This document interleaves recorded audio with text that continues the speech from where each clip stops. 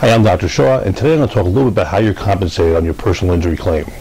One of the most significant factors in how you're compensated is whether or not there's a permanent injury or not. A permanent injury is an injury which, at the end of treatment, has reached its maximum improvement and will no longer make any improvement over time.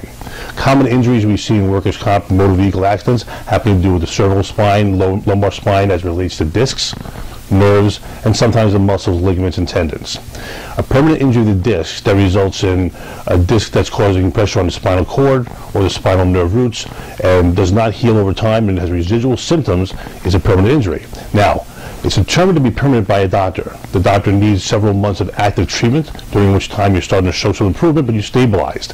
And then it needs several months of documentation of stabilization, so that you're not improving any longer. Once you've reached the point where you've been determined to have a permanent injury, your doctor will assign a permanent partial impairment based upon the guidelines established by the American Medical Association's Guides to the Evaluation of Permanent Impairment. At that point, he will generate a report that your lawyer will use in making his demand to the insurance company. Very importantly, you have doctors who understand how to document the injuries and, more importantly, how to use the application of the guidelines in the report format. I'm Dr. Shaw. Give us a call. I'll be happy to take a look at you, evaluate you, and determine if your injuries are permanent or not.